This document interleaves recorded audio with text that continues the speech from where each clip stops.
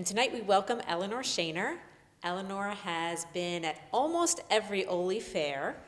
She will tell us a little bit about that, and also a volunteer for many, many years in our baked goods department and various other things at the fair. And Eleanor, I'd like to welcome you and just ask you, what would you like to tell us about the Oley Fair? Thank you.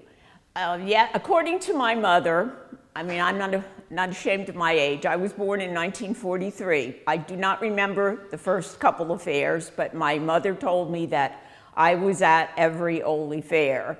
I missed the year I was in graduate school in Illinois in 1968 because I couldn't afford to come back just for the fair. I remember my very first job at the fair, and this is when everything was under tents or in what was the school building. My mother said, "You are old enough to carry water," because obviously the tents didn't have a running water supply, and our church worked the hamburger and hot dog stands on Thursday evenings, late afternoon and evenings. So I had 2 buckets. I would go into the school building to the custodian's sink in the girls' bathroom on the first floor, fill them, not completely full because my mother said you'll spill some walking out and then you'll be all wet. So I would fill my buckets and bring them over to the tent where our Salem UCC church ran the hamburger and hot dog stand.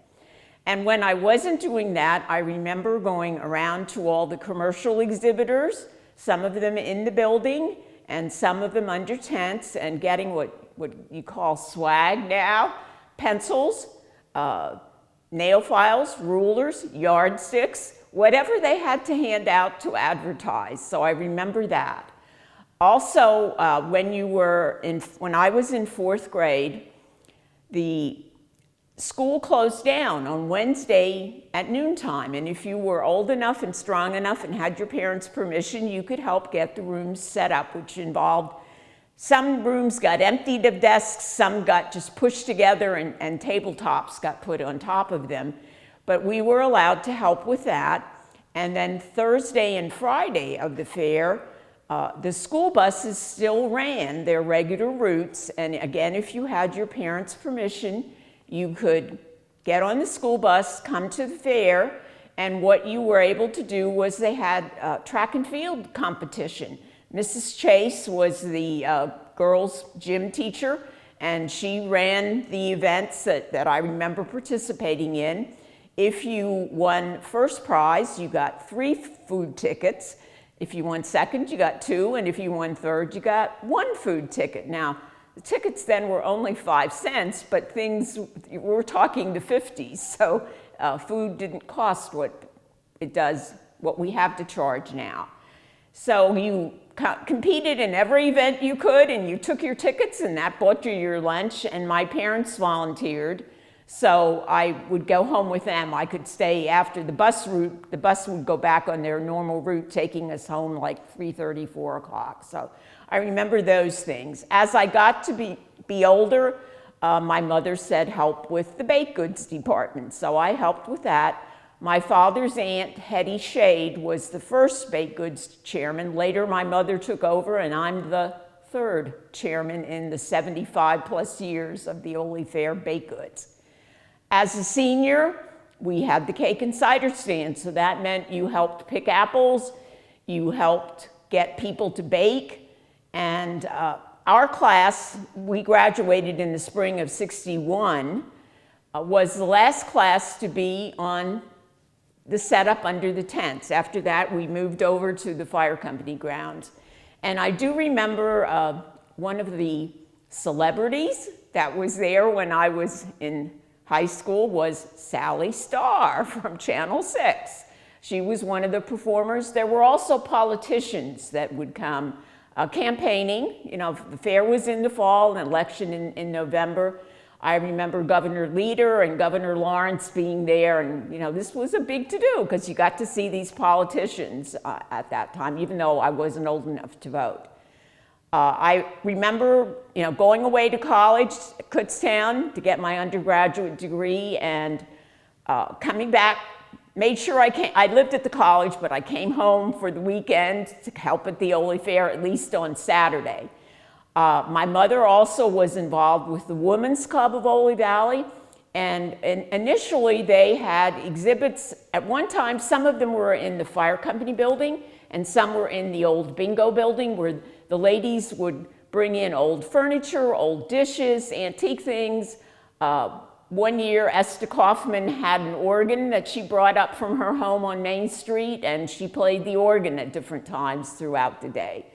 And I continued helping with that when I was a member of the Women's Club. I met my husband, not met him, I met him teaching. I graduated from Kutztown, got a job teaching at Oley in the fall of '65. And the following fall, my husband, who grew up in Allentown and had taught in Allentown, got a job teaching here at Oley, and of course, teachers volunteer, just like students and the churches do. So we worked at the soda stand back then in the fall of '66, and afterwards he said, "You want to go down to the fire company for a drink?" And so that's how we started dating, and we're married for 51 years till he passed away. I remember meeting classmates, everybody would, "You got to come back to the fair. We'll see you at the fair." I enjoy getting the volunteers I have, just like some of the other commentators have mentioned. They have a list of people. I have a list of people. I start calling in August and say, "Okay, these are the dates of the fair. Are you going to be able to help us out?" And that involves helping when people enter things. Now it's Monday and Tuesday evenings, afternoons and evenings, and then the judging gets done on Wednesday morning. I do remember one year the judges were home economics students from Albright College, and several of those young women were from New Jersey. They did not know what a shoofly pie was or a funny cake. So they kind of had to listen to my mother telling them, "Well, this is how it's supposed to be." When I lived in Oley Township before I was married, when I was married, and then later we lived in Rockland Township, I was eligible to enter things, and I always enjoyed doing that. Everyone in every department has always been very, very friendly, and I think that's the important thing in the fair. We are a community fair, we are volunteers, but we get so much from seeing people.